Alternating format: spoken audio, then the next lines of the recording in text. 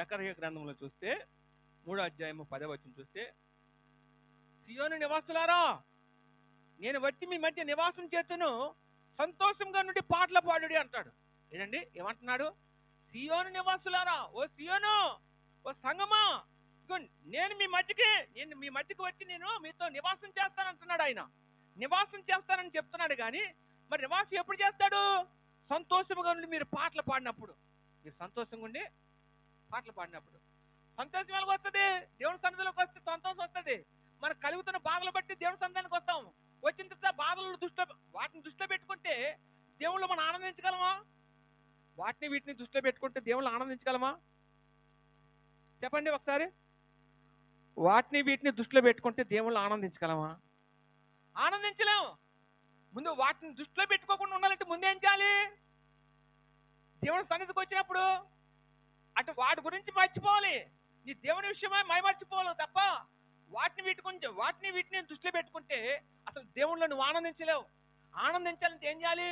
అందుకనే ఆ గలిలీ సముద్రం మీద ఏం చేశాడండి? రేయి మొదటి జామున ఆయన నీళ్ళ మీద నడుస్తూ ఉన్నప్పుడు దూరం నుంచి ఈ దోణి ఎక్కి ప్రయాణమే వెళ్తుండగా యేసుప్రభుని చూసి భూతం అనుకొని భయపడతారు. నేను భూతాన్ని కాదు, నేనే మీ ప్రభుని అని చెప్తాడు. వాళ్ళు ఆ రీతిగా ధైర్యపరిచిన తర్వాత ఒక మాట అంటాడు.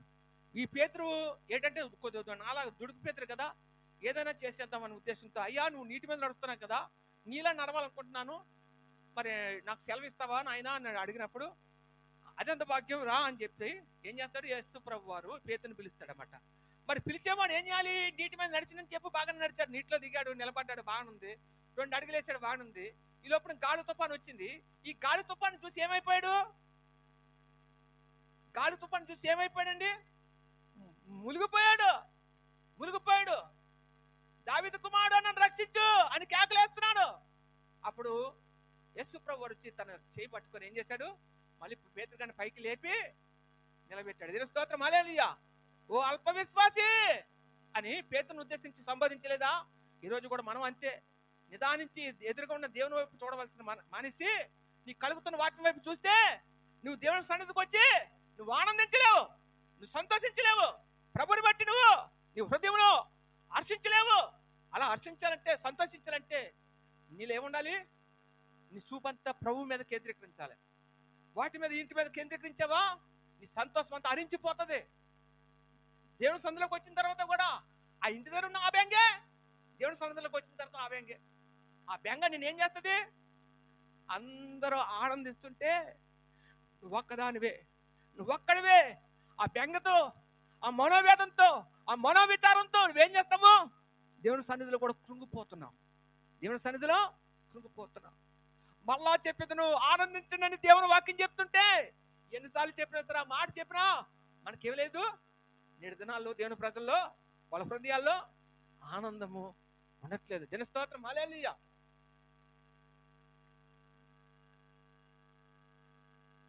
అమ్మ పై కిటికీ గుద్దేసుకుంటా, చూసుకో, కిటికీ వేసి. దేవుని స్తోత్రం, హల్లెలూయా. అమ్మ ఆలకించండి, అర్థమవుతుందా? ఇక్కడ ఏమంటున్నాడు? సియోను నివాసులారా, నేను వచ్చి మీ మధ్య నివాసం చేస్తాను, అయితే సంతోషముగా నుండి మీరు పాటలు పాడండి అంటున్నాడు. సంతోషంగా, హృదయం ఎప్పుడు ఉల్లాసంగా ఉంటుంది? మనకు అన్ని కలిసి వచ్చినప్పుడు ఎలాగా ఉల్లాసంగా ఉంటాం. కానీ ఏది మనకు అనుకూలంగా లేకపోయి మనం పొందుకోవలసిన మన చేజారిపోతున్నప్పుడు వచ్చాను సన్నిధిలో కూర్చున్నా మన హృదయంలో కలిగినటువంటి ఆ భారాన్ని బట్టి సంతోషించగలమా? సంతోషించలేము. కానీ దేవుడు ఏమంటున్నాడు? నన్ను బట్టి సంతోషించండి, నేను మీ హృదయ వాంఛని ఎరిగిన వాడును, మీ కోరిక నేను సిద్ధింపజేస్తాను అంటున్నాడు దేవుడు. మనం ఏం చేయాలి? ప్రభువుని బట్టి సంతోషించాలి. అంతేగాని ఈ లోకంలో దేని బట్టి మనం సంతోషించకూడదు. మన హృదయ వాంఛలు ఆయన ఎరుగుతాడు కాబట్టి నువ్వు వచ్చి ఆయన బట్టి సంతోషిస్తూ చాలట. నీ వాంఛ ఎరిగిన వాడు నీ స్థితిగతులు మార్చి నేనేం చేస్తాడు? నేను మళ్ళీ సంతోషంగా ఉంచుతాడు. నువ్వు ఎంత దుఃఖంతో వస్తావో, ఎంత కన్నీటితో వేస్తావో, ఎంత వేదనతో వస్తావో, కన్నీటితో విత్తనము ఆనందగానంతో పంటకు వస్తుందని నువ్వు కన్నీటితో దేవుడి సన్నిధిలోకి అడుగు పెట్టేవేమో, ఆనందంతో ఆయన సన్నిధానం నుంచి నేను పంపిస్తాడంతే. ఆయన పంపించాలంటే ఆయన పంపిస్తాడు. పంపించాలంటే నువ్వేం చేయాలి? నీ హృదయ భారాన్ని ప్రభు చూసుకుంటాడని ఆయన మీద వదిలేయాలి. ప్రభుని బట్టి దేవుని సన్నిధిలో సంతోషించడం నేర్చుకోవాలి. సియోను నివాసులారా, నేను వచ్చి మీ మధ్య నివాసము చేస్తాను అంటున్నాడు. అంత మనతో నివాసం చేయడానికి మనం యోగ్యులమా? ఎందుకో ఈ మాట చెప్తున్నప్పుడు ఆయన పరిశుద్ధుడు కదా. మీరు కూడా పరిశుద్ధం కూడా మనల్ని ఆజ్ఞాపించినప్పుడు మనలో పరిశుద్ధం లేకపోయినా కానీ మనతో ఉంటానంటున్నాడే. మనతో ఉంటానన్న దేవుని కోసం మనం ఎలాగుండాలి? మనం ఎలాగుండాలి?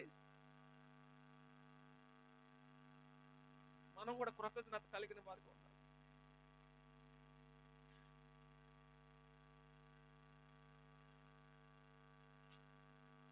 మేలు జరగని జరగపోని ఏంటి? మేలు జరగని జరగకపోని నా ప్రభుని బట్టి నేను ఆనందిస్తా అనే మనస్సు కలిగిన వాడి వల్లే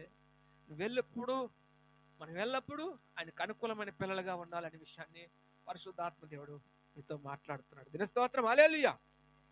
అందుకే అంటాడు కదా, ద్వితీయోపదేశకాండం 28వ అధ్యాయం 47వ వచనం చూస్తే, నీకు సమృద్ధి కలిగి ఉండి నీవు సంతోషములోను ఏంటి హృదయానందముతోను నీ దేవుడని యెహోవాను దాసుడు కాలేదు అని మాట చెప్తాడు. దినస్తోత్రం, హల్లెలూయా. ఏంటి? నీకు గొప్ప సమృద్ధి ఉందంట. నీకు ఆ సమృద్ధిని కలిగి ఉన్నప్పటికీ కూడా నీవు సంతోషంతోను ఆ సమృద్ధిని బట్టి నువ్వు సంతోషంతో ఉన్నావు, హృదయ ఆనందంతో ఉన్నావట. కానీ నీ దేవుడని యెహోవా విషయంలో నీకేం లేదు, నువ్వు దాసుడిగా ఉండలేకపోతున్నావు అనే విషయాన్ని చెప్తున్నాడు. దాసుడిగా ఉండలేకపోతున్నావు అంటే విధేయత చూపించలేని వ్యక్తిగా, ఆయన కుమారుడిగా ఉండలేకపోతున్నావు. ఒకరికి లేని దాన్ని బట్టి సంతోషం కోల్పోతున్నారు. నీకు కలిగిన దాన్ని బట్టి సంతోషంగా ఉంటున్నావు. కానీ అది నా దేవుని మూలంగా నేను ఉన్నాను, నా దేవునికి నేను దాసురాలుగా ఉంటాననే విషయాన్ని నువ్వు తెలుసుకోలేకపోతున్నావు అనే విషయాన్ని ఇక్కడ పరిశుద్ధాత్మ దేవుడు మాట్లాడుతున్నాడు. స్తోత్రం, హల్లెలూయా. ఎందుకు దాసుడిగా ఉండలేకపోతున్నావు? దాసుడు ఎవరు? విధేయత చూపించేవాడు, ఒక పనివాడు. ఒక దేవునికి బద్ధుడిగా ఉండాలి. మనం దేవుని పట్ల సమస్త మేలును పొంది కూడా మనం ఏం చేస్తున్నాము? కృతజ్ఞత లేని వాడిగా. ఇక్కడ ఏమంటున్నాడు? నీ దేవుడని యెహోవాకు దాసుడిగా కాలేదు అని మాట చెప్తాడు. నువ్వు దాసుడిగా కాలేకపోతున్నావు. ఈ రోజున మేలు పొందుతున్నావు. ఏంటి? సర్వ సమృద్ధి నీ కుటుంబంలో నీ జీవితంలో ఉంటుంది. సంతోషాన్ని నువ్వు కలిగి ఉన్నావు, నువ్వు హృదయానందంతో ఉంటున్నావు.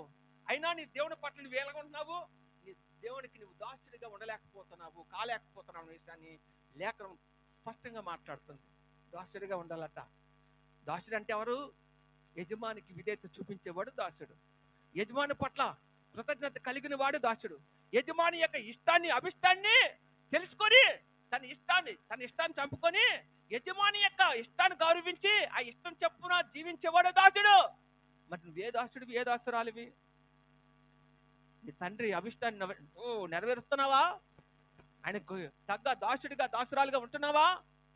నువ్వు అలాగుంటే ఆయన నిన్ను బట్టి ఆనందిస్తాడట.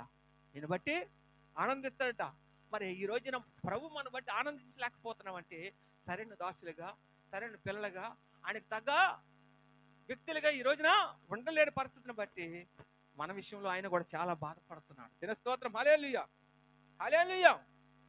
ఎందుకు అంటాడు కదా, హబక్కూకు గ్రంథం తీస్తే 3వ అధ్యాయము, చిన్న మాట చెప్తాను, నేను పెద్ద మాట ఏం చెప్పను, జాగ్రత్తగా వినండి. హబక్కూకు గ్రంథము 3వ అధ్యాయము 17వ వచనం నుంచి మనం చదువుకున్నట్టయితే, అంజూరపు చెట్లు పూయకున్నను, ద్రాక్ష చెట్లు ఫలింపకున్నను, ఒలివ చెట్లు కాపు లేకయుండినను, గొర్రెల దొడ్డిలో లేకపోయినను, సాలలో పశువులు లేకపోయినను, నేను యెహోవా యందు ఆనందించదను, నా రక్షణకర్త అయిన దేవుని యందు నేను సంతోషించదను అంటాడు. స్తోత్రం, హల్లెలూయా. ఇక్కడ ఏమి లేదట, అంజూరు చెట్లు పూయలేదట, ద్రాక్ష చెట్లు ఫలించలేదట, ఒలివ చెట్లు కాపు కాయలేదట, గొర్రెలు దొడ్లో లేవట, ఏంటి సాలలో పశువులు లేవట. అయినప్పటికీ కూడా ఏ ఉన్నా లేకపోయినా నేను యెహోవా యందే భక్తుడు. హబక్కూకు ఏం చేస్తున్నాడు? నేను యెహోవా యందే ఏం చేస్తాను? నా రక్షణకర్త అయినటువంటి నా దేవుని యందే నేను సంతోషిస్తాను. ఈ సంతోషము దేవుని పిల్లలుగా నువ్వు నేను కలిగి ఉన్నామా? ఒకసారి ఆలోచన చేయండి. ఇదే సంతోషము. అరే నేను అనుకుంది నేను పొందలేకపోతున్నాను ఏడుస్తున్నావు, కానీ ఆ పొందాలంటే నా నా ప్రభు చిత్తం ఉంటే అది పొందగలుగుతా. అందుకోసం నువ్వు కనిపెట్టుకొని నా ప్రభువుని బట్టి ఆనందిస్తాననే ఆలోచన నీకుందా? నీకు ఆలోచన లేనప్పుడు నువ్వు ఆశపడింది ఏది కూడా తాకదు. ప్రభుని బట్టే నువ్వు ఆనందించు. ఏ ఉన్నా లేకపోయినా, ఏమి ఉన్నా లేకున్నా, ఎవరు ఉన్నా లేకున్నా, ఏమి ఉన్నా లేకున్నా, ఎవరు ఉన్నా లేకున్నా, యేసునందే ఆనందింతును, యేసయ్యనే ఆరాధింతును, యేసునందే ఆనందింతును, యేసయ్యనే ఆరాధింతును, ఆనందింతును, ఆరాధింతును, ఆనందింతును, ఆరాధింతును, యేసునందే ఆనందింతును, యేసయ్యనే ఆరాధింతును. దేవుని స్తోత్రం, హల్లెలూయా. ఈ మధ్యన ఒక కష్టం వచ్చింది, చెప్పుకుంటే ఎవరికి చెప్పుకోలేము కదా. నేను ప్రభుతో మాట్లాడుతున్నాను, ప్రభువా నా దగ్గర ఏమీ లేదు, ఉన్నా నీకు స్తోత్రం, లేకపోయినా నీకు స్తోత్రం. ఇదే నా కుటుంబంతో చెప్ప, ఉన్నా లేకపోయినా ప్రభు పట్ల మనం ఎలాగున్నా కృతజ్ఞత కలిగిన వారి వల్లే. ఉన్నా దేవునికి స్తోత్రం చెప్పండి, లేకపోయినా దేవునికి స్తోత్రం చెప్పండి. కానీ లేని దాన్ని బట్టి పురుగుపోతూ, ఉన్న దాన్ని బట్టి గర్వపడకూడదు. దేవుని పిల్లలు మనం ఉన్నదాన్ని బట్టి గర్వపడి పిల్లలు కొనకూడదు. వీలైతే లేకపోయినా దేవుని నీతిని జరిగించే విషయంలో ఫస్ట్లోనే ఉండాలి. కానీ ఎప్పుడు కూడా నీతిమాలిన పనులు చేయకూడదు, పరువు తక్కువ పనులు చేయకూడదు. దేవుని కోసం నీతిగా బ్రతికేవాడు ఎప్పుడు న్యాయంగా బ్రతకాలా, నీతిగా బ్రతకాలా. అలాగే ఉందాం అనేసి కుటుంబంతో చెప్పా. ఎందుకంటే మనం దేవుని పిల్లలం కదా. ఎవరి పిల్లలము?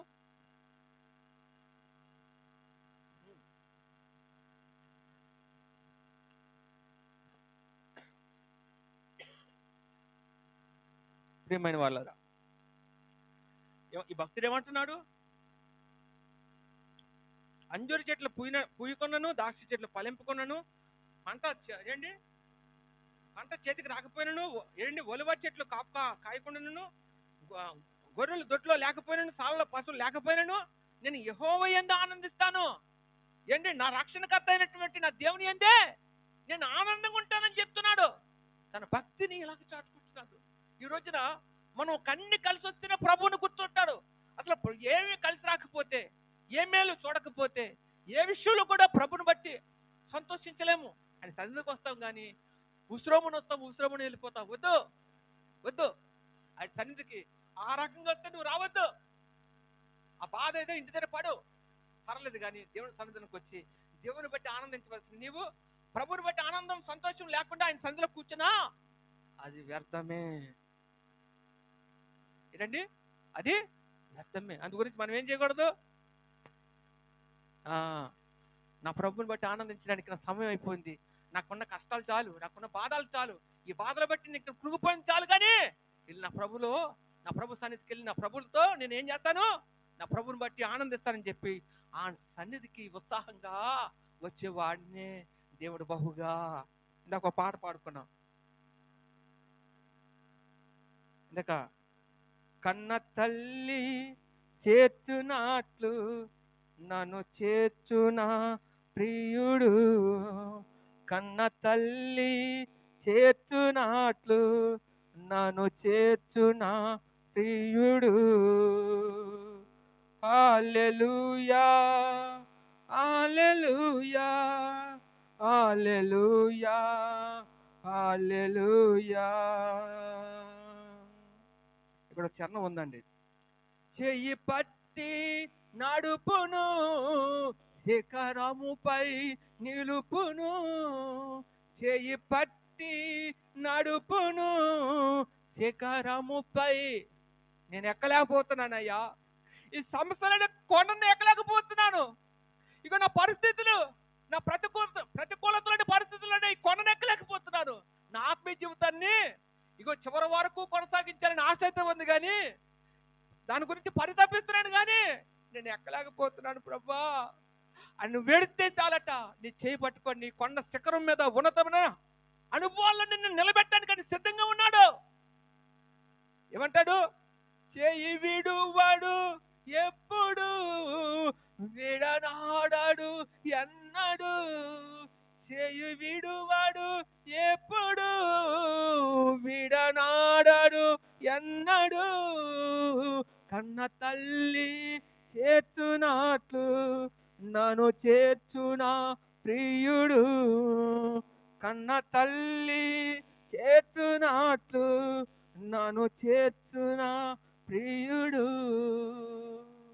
అవును, కన్న తల్లి ఎలాగైతే మనల్ని చేరుస్తుందో అలాగా మనల్ని కూడా ఎప్పుడు కూడా సాకుతూనే, మనము ఏ స్థితిలో ఉన్నామో ఆ స్థితిని బట్టి ఎప్పటికప్పుడు మనల్ని సాకుతూ మనం ఆదరించేవాడు. దీని స్తోత్రం, హల్లెలూయా. మన చేయి పట్టుకొని నడిపించేవాడు.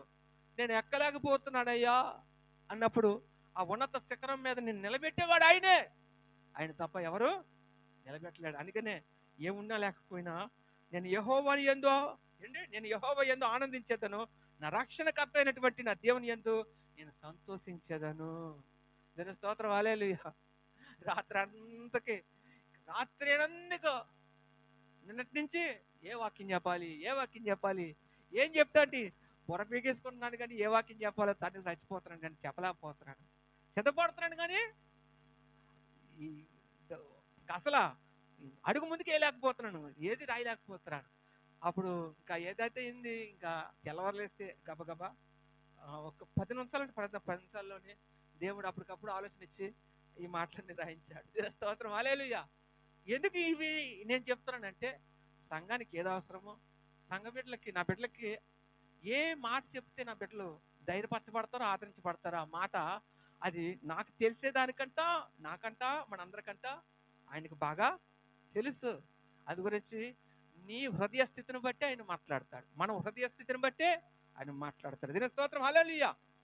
ఫరో అమ్మా ఐగుప్తులో ఉన్నప్పుడు, ఆ బానిసలుగా నలిగిపోతున్నప్పుడు ఏంటి, ఆ ఫరో దగ్గర నుంచి మోసేని పంపించి, ఫరో దగ్గర నుంచి దేవుని ప్రజలను విడిపించాలనే ఉద్దేశంతో మోసేలు మాట్లాడుతుంటే, ఫరో దేవుని ప్రజలను ఐగుప్తు నుంచి పంపించడానికి చాలా నిరాకరిస్తూ వచ్చేవాడట.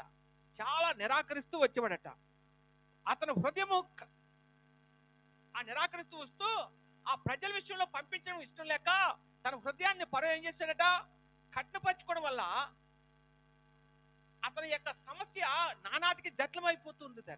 అతని సమస్య నానాటికి దేవుని ప్రజల్ని వెళ్తామంటే పంపించి నీకు మంచిది కాదు, అది కీడికే కారణమని మోసే వచ్చి హెచ్చరించినప్పటికీ కూడా ఏం చేసేవాడట, పొరే మరింతగా కట్టుబరుచుకొని ఈ ప్రజలు నా బానిసలు అన్నట్టుగా ఆ ప్రజల్ని పంపించడానికి ఎంత మాత్రం ఇష్టం లేకుండా ఏంటండి, తన హృదయం కట్టుబరుచుకొని ఏంటి ఆ కట్టుపరుచుకున్న కారణం చేత ఏంటండి, అతనుకున్న సమస్యలు మరీ జట్లమైపోయాట. మరింత సమస్య ముదిరిపోయి ఏమొచ్చేసింది, సమస్యలకి పరకి విడుదల వచ్చేది కాదట. దినస్తోత్రం, హల్లెలూయా.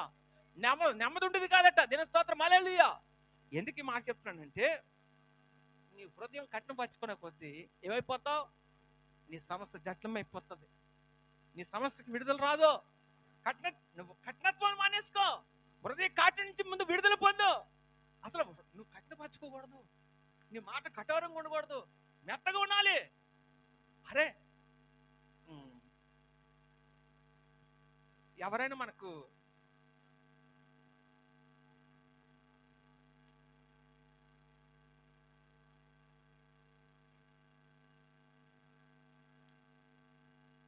అచ్చి ఉన్నారనుకో, పాపం వెళ్ళినప్పుడు వాళ్ళు మనకి ఇవ్వాల్సిన పరిస్థితుల్లో లేరు, మనం అర్థం చేసుకోవాలా వాళ్ళ పరిస్థితిని.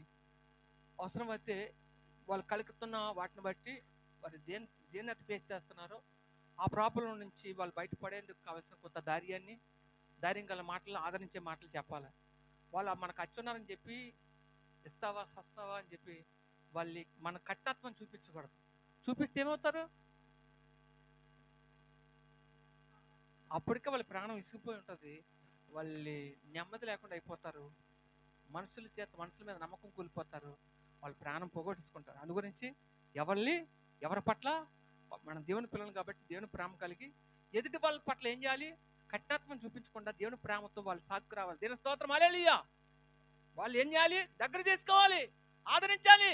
అరే ఒకప్పుడు అదే కష్టంలో మనం ఉన్నవారం కదా, అదే బాధలు అనిపించిన వారం తప్ప ఆ బాధ ఏంటో నువ్వు చూసావు కాబట్టి, నీ అనుభవంలోకి వచ్చింది కాబట్టి తోటి వారి కష్టాన్ని అర్థం చేసుకోవడానికి ప్రయత్నం చేయాలి తప్ప వాళ్ళు ఎంత మాత్రం బాధ పెట్టడానికి నువ్వు చూడకూడదు. హల్లెలూయా, హల్లెలూయా. అందుకే అంటాడు కదా, ఏమంటాడు? హృదయం కఠినపరుచుకుంటే పనులు అవ్వబ్బా. ఎవరు చూడవాలి? నాకేం చెప్పాను?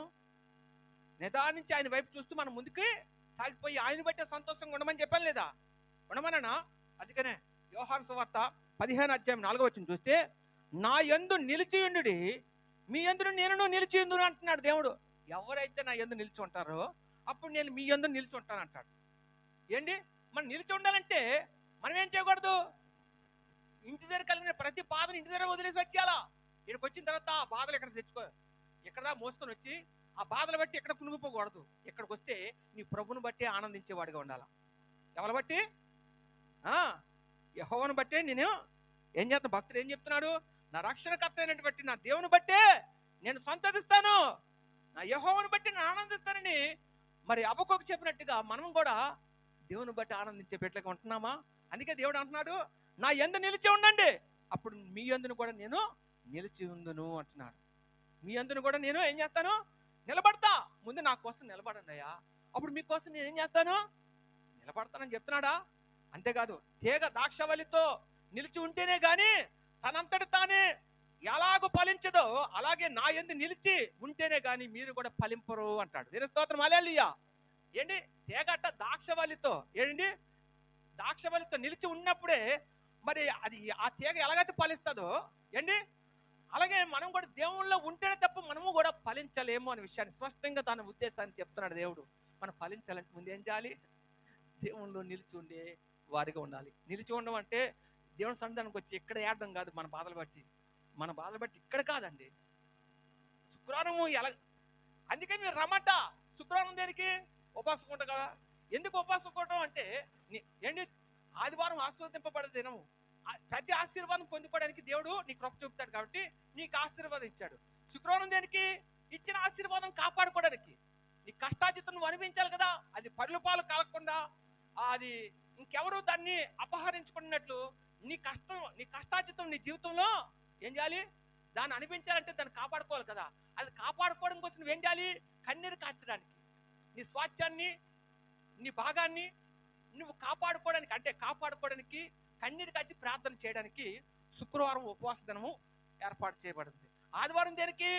దేవుడు నిన్ను ఆశీర్వదించడానికి. ఆశీర్వాదం పొందుకోవడానికి ఆదివారం అయితే, దాన్ని నిలుపుకొని దాన్ని కాపాడుకోవడానికి శుక్రవారం. మీకు అర్థమైందా కాన్సెప్ట్?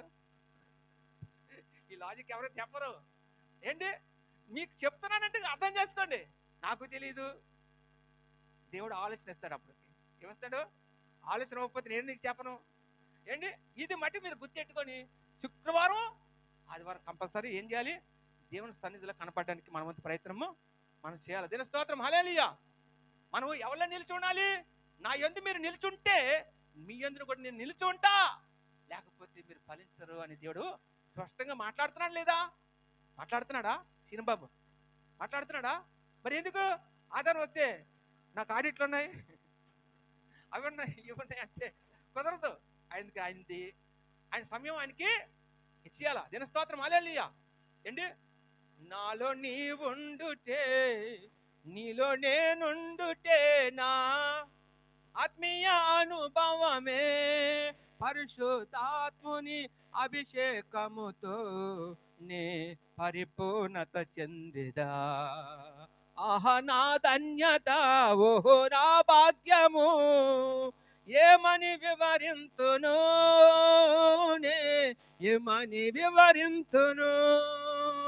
ఆహా నా ధన్యత, ఓహో నా భాగ్యము, ఏమని వివరింతును. దేవుని స్తోత్రం, హల్లెలూయా. ఏనండి? నీలో నేనుండుట, నాలో నీవు ఉండుట. మనలో ఎవరుంటారు? ఆయన ఉంటాడట. మనం ఎవరిలో ఉండాలి? ఆయనలో ఉండాలా? అయ్యే ఈ ఎప్పుడైతే ఈ అనుబంధం, ఇటువంటి అనుభవంలోకి మనం రాకపోతే మనం పరిపూర్ణం కావట. ఏంటి, ఏ మనిషి అయితే పరిపూర్ణంగా మారాలనుకుంటాడో మనం ఎవరిలో నిల్చుండగలుగుతాము? దేవుళ్ళో నిల్చున్నవాడే పరిపూర్ణంగా అవుతాడు. దేవుని స్తోత్రం, హల్లెలూయా. దేవుళ్ళో నిలిచలేకుండా వాళ్ళ మీద వీళ్ళ మీద డిపెండ్ అయ్యి, వాళ్ళ మీద వీళ్ళ మీద ఆధారపడి మనుషుల ఆధారంగా చేసుకొని నువ్వెప్పుడైతే నీ ఆత్మీయ జీవితాన్ని కొనసాగిస్తావో నువ్వు అనుకున్న పనులు జరగవు. నువ్వు దేవుళ్ళో పరిపూర్ణుడిగా ఉండలేవు. నేను స్తోత్రం, హల్లెలూయా. ఏంటి, ఒక మాట చెప్తున్నాను. మనుషుల మీద ఆధారపడినోడికి దేవుడి మీద ఆధారపడినోడికి ఒకటి ఉంటుందండి. మనుషుల మీద ఆధారపడినోడికి ఏంటండి, నిత్యము ఏడిపే, బాధే. ఎందుకంటే వాళ్ళు సంతోష పెట్టకపోతే వాళ్ళ ద్వారా మనకి ఏముండదు, ప్రయోజనం ఉండదు. అదే నీ దేవుని బట్టి నువ్వు సంతోషంగా ఉండడానికి నువ్వు ఎప్పుడైతే ఇష్టపడ్డావో, నీ ప్రభువుని బట్టి ఆనందం ఎప్పుడు కూడా నీ హృదయంలో ఉంటుంది. కాబట్టి చిన్న చింత వచ్చినా బాధ వచ్చినా ఆ బాధలో నువ్వు ఎప్పుడు ఎలా ఉంటావు? ఆ బాధ నేనేం చేయదంటే అది కదిలించలేదు. ఆ బాధను కదిలించదు. ఎందుకు కదిలించదంటే నా పైన ఉన్నవాడు గొప్పవాడు, నా పైన ఉన్నవాడు దేనైనా చేయగల సమర్థుడు. ఇప్పుడు నాకు ఇది కలిగింది, కానీ ఇది కలిగిందని నువ్వు కృప అవసరం లేదు, అది కొనడానికి నాకు అవకాశం లేదు. ఎందుకంటే నా పైన ఉన్న గొప్పవాడు కాబట్టి ఆ గొప్పవాడు దీన్ని తప్పించటకు సమర్థుడు అనే విశ్వాసం నీలో ఉంటుంది. ఆ విశ్వాసం చేత నువ్వేం చేస్తావు? నిత్యము పరిపూర్ణుడిగా సంతోషంగా దేవుని సన్నిధిలో ఆనందంగా కనబడతావు. ఎవడు? దేవుని మీద ఆధారపడిన వాళ్ళు, దేవుని మీద ఆనుకున్న వాళ్ళు. ఆనుకోలేని వారికి ఆ సంతోషమా, మనుషుల మీద ఆధారపడి మనుషుల మీద ఆనుకున్న వాళ్ళకి ఆ సంతోషమా ఎంత మాత్రం ఉండదు. ఆధారం నీవేనయ్యా, ఆధారము నీవే, నా ఆధారము నీవే, ఆనుకుందునయ్యా నీ మీదనే, ఆనుకుందునయ్యా నీ మీదనే. అరణ్యమైనా భయపడను, అద్భుతముగా నడిపించు వాడవు నీవు. ఎడారి అయినా దిగులు పడను, ఏంటి, జీవజలపు ఊటలు నాలో ఉన్నాయి. ఒంటరిని కాను ఎన్నడు, ఆదరణ కర్తవు నాలో ఉన్నావు. ఆధారము నీవే, నా ఆధారము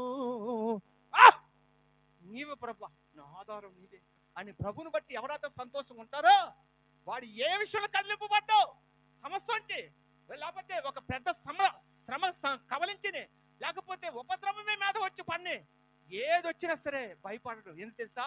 నా ప్రభు పైన ఉన్నాడు, నా ప్రభు చూసుకుంటాడు అనే ధైర్యం ఉంటుంది వాడికి.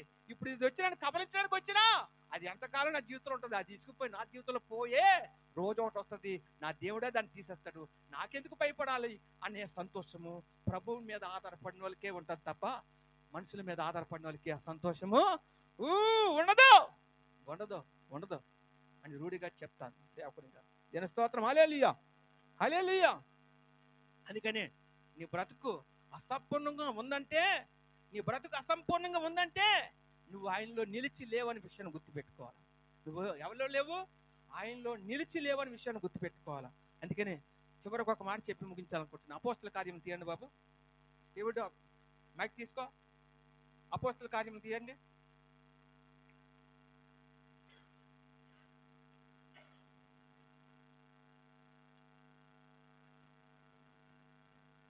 అపోస్తల కార్యములు 16వ అధ్యాయము 25వ వచనం నుంచి మనం చదువుకుందాం.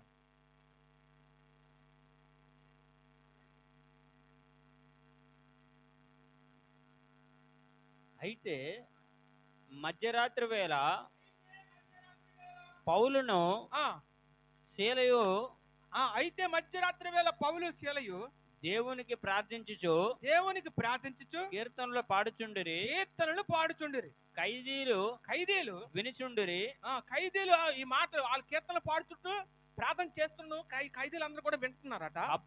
అప్పుడు అకస్మాత్తుగా మహాభూకంపము కలిగెను. అప్పుడు అకస్మాత్తుగా గొప్ప భూకంపం కలిగిందట. చెరసాల పునాదులు అదిరెను. చెరసాల పునాదులు అదిరిపోయాయట.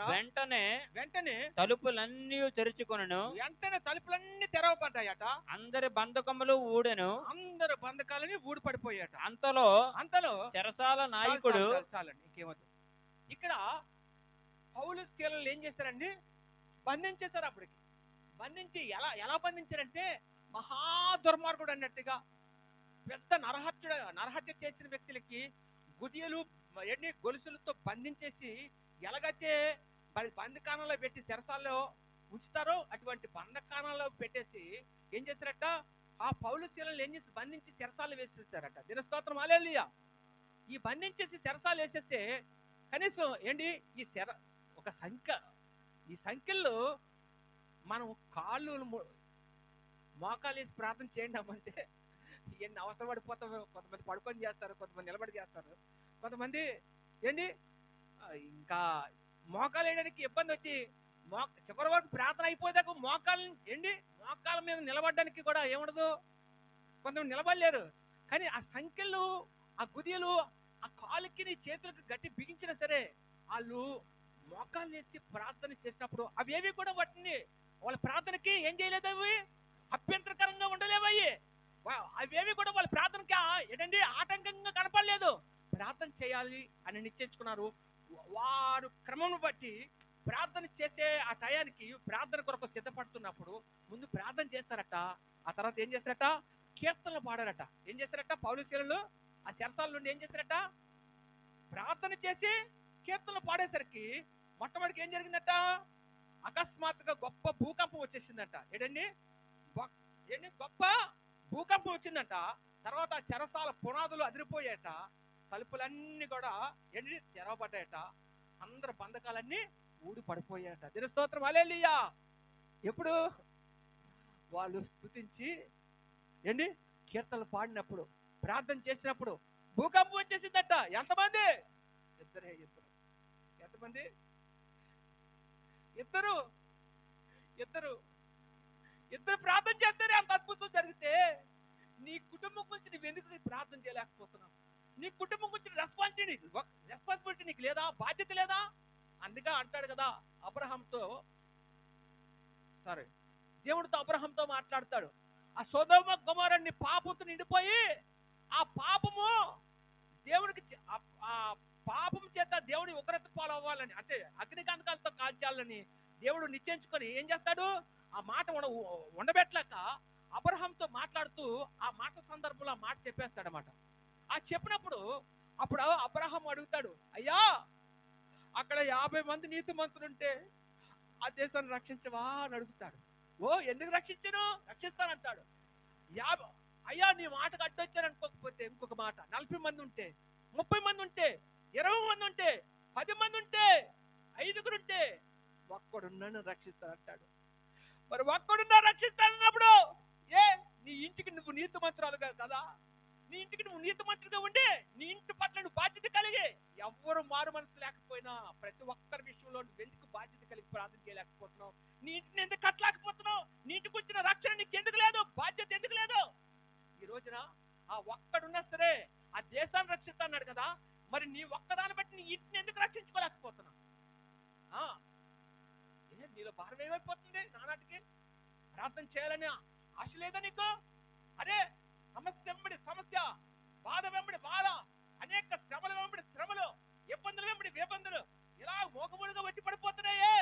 దీని విషయంలో తప్పించుకోవడం ఎలా అని చెప్పి భజన పడుతున్నావు. కానీ ఆనుకున్న వాని వైపు, అంటే చూడవలసిన వాని వైపు, ఎవరి మీద ఆనుకోవాలో ఆయన మీద ఆనుకోవడానికి ఈ రోజు మనసు కలిగి దేవుని సన్నిధిలో కనిపెట్టుకుని ప్రార్థన చేయవలసిన నీవు ఎందుకు ప్రార్థన చేయలేకపోతున్నావు? పౌలు శీలలు ప్రార్థన చేస్తారట. ఇద్దరు చేస్తారట.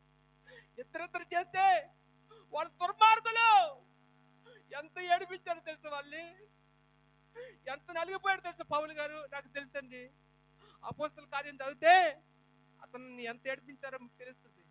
చదువుకోండి. చివరి అర్థం చివరి అధ్యాయంలో ఉంటుంది. చివరి అధ్యాయంలో కాదు, అందులో అయితే అప్పటికే చాలా ఎక్కడ కూడా దేవుడు ప్రకటించడానికి అనేక చోట్ల ఆటంకాలు. సువార్త చెప్పనవట్లేదు. ఇప్పుడు మనకు కలుగుతున్న సువార్తకు ఆటంకం కలుగుతుందంటే కొడతారని భయంతో ఎవరు స్వార్థ కలగలేదు, కానీ నా దేవుడు ప్రకటించే విషయంలో నేను చచ్చిపోయిన పర్లేదు, నాకున్న సమస్యని పెంట కింద ఎంచుకుంటానని చెప్పి ఎక్కడ పడితే అక్కడ దెబ్బలు తినేవాడు, ఎక్కడ పడితే అక్కడ ఉమ్మి వేయించుకునేవాడు, ఎక్కడ పడితే అక్కడ అవమానపడుతూ నిందింపబడుతూ దేవుడి కొరకు ఎంత నలిగిపోవాలో అంత నలిగిపోయాడండి పౌలు గారు. నాకు తెలుసు ఆయన భక్తుడు, ఆయనతో పోల్చుకోవడానికి మనం ఎంత మాత్రమో సరిపోము. ఆ క్రమంలోనే ఈయన చెరసాలు వేసేస్తాడు. ఈ చెరసాలు వేయడానికి ఒక సోది, మొన్న చెప్పాను, ఒక సోది చెప్పి ఒక చిన్న దెయ్యం పట్టి ఉంటుంది. ఆ యవనస్తురాలు వీళ్ళు చూసి దైవ కుమారులు అని చెప్పి సంబోధిస్తూ సోది చెప్తుంది అన్నమాట. అప్పుడు ఆ యవనస్తురాల గురించి ప్రార్థన చేస్తే ఆ సోది చెప్పే దెయ్యం పోతుంది అన్నమాట. ఈ ఈ సోది చెప్పే ఆ యవనస్తురాలు ఒక యజమానుడి దగ్గర ఒక దాసురాలుగా ఉంటుంది అన్నమాట. ఈ సోది చెప్పడం వల్ల బోల్ డబ్బులు సంపాదించింది అన్నమాట. యజమానుడి యొక్క ఆదాయం కోల్పోయిందనే ఉద్దేశంతో యజమానుడు కోపడి దీని అంతటికి కారణము ఈ పౌలు శీలని చెప్పేసి వీళ్ళు పట్టుకొని ఏం చేస్తారు, ఆ ఊరి మధ్యలో నడిబొడ్లో కట్టి ఏం చేస్తారు, ఇష్టం వచ్చినట్టు కొట్టేస్తారు అన్నమాట. వాళ్ళు ఇష్టం వచ్చినట్టు కొట్టేస్తారు. కొట్టేసి ఏం చేస్తారు, న్యాయాధిపతికి అప్పగించి వాళ్ళు ఏం చేస్తారు, సంఖ్యలతో గుదిలతో తీసుకెళ్లి చెరసాలు వేసేస్తారు అన్నమాట. చెరసాలు వేసేస్తే మాకెవరు లేరు, నా దేవుడు లేరు, మమ్మల్ని ఎందుకు ఇలా ఒకేసే ప్రభు ఇన్ని బాధలు పడతారు అని చెప్పి వాళ్ళు ఏలేదు మనలాగా.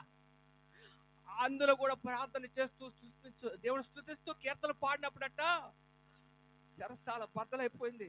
అకస్మాత్తుగా గొప్ప భూకంపం వచ్చింది. చెరసాల పునాదులన్నీ కలిగిపోయి తలుపులన్నీ తెరవబడ్డాయి. అందరు బంధకాలు ఊడిపడిపోయాయి. అప్పుడు చెరసాల నాయకుడు అనుకుంటున్నాడంట, ఈ తలుపులన్నీ తెరవబడ్డ ఖైదీలను తప్పించుకుని పోయారు, ఇంకెందుకు పై అధికారికి నేను సమాధానం చెప్పుకోవాలని చెప్పి చంపుకోవాలనుకుంటాడు. అప్పుడు అనుకున్నప్పుడు పౌలు గారు, ఆగండి, మేము ఎక్కడికి పారిపోలేదు, మేమందరం ఇక్కడే ఉన్నామంటే అప్పుడు పౌలు గారి యొక్క నీతి, అతని యొక్క సత్ప్రవర్తన ఆ న్యాయాధిపతి చూసి అప్పుడు ఎప్పుడు తన మనసు మార్చుకొని తన ఇంటికి తీసుకుని వెళ్ళి, అయ్యా మేము రక్షించబడ్డానికి మేము ఏం చేయాలని అడుగుతాడు పేతురు గారిని. ఆ ఇంటి వాళ్ళందరూ కూడా ఆయన చేత రక్షణ పొందుతారు. స్తోత్రం, హల్లెలూయా. చూసావా, ఎవరైతే కఠినంగా అతని పట్ల వ్యవహరించారో కఠినాత్మలు సైతం తన యొక్క సహనంతో, అందుకనే దేవుడు అంటాడు, నీ సహనమును సకల జనులకు తెలియబడనీయడే.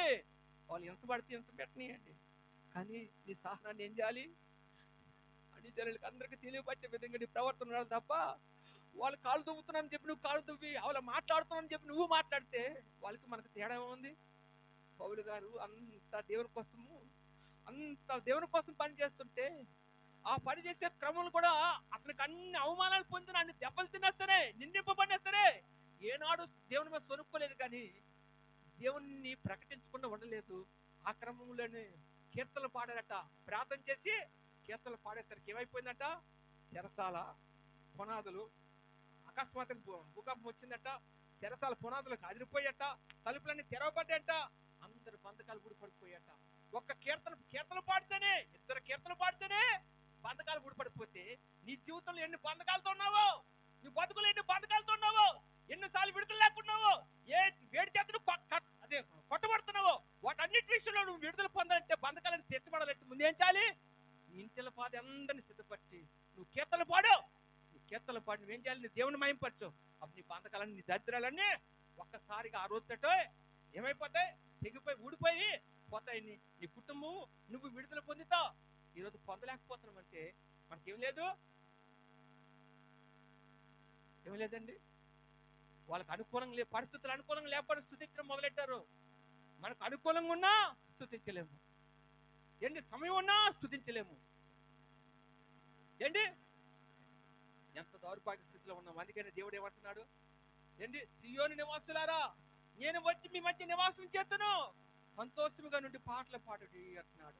ఇగో ఏంటండి, నేను మీ మధ్యకు వస్తాను, నేను మీతో ఉంటాను, మీ బంధకాలన్నీ తెంచుతాను, మీరు సంతోషంగా ఉండి నా గురించి మీరు ఏం చేయాలి, పాటలు పాడండి, కీర్తనలు పాడండి అంటే మనము ఇంటి దూరం కూడా మనకు కలిగిన బాధను బట్టి ఇక్కడికి వచ్చి కూడా అదే బాధతో కుమిలిపోతే, ఏంటి బాధపడితే, నీ ప్రభువుని బట్టి ఆనందించలేకపోతే నీ బంధకాల్లో ఉండిపోతే కానీ సమస్యల నుంచి విడుదల పొందలేవనే విషయాన్ని ఇక్కడ పరిశుద్ధాత్మ దేవుడితో మాట్లాడుతున్నాడు.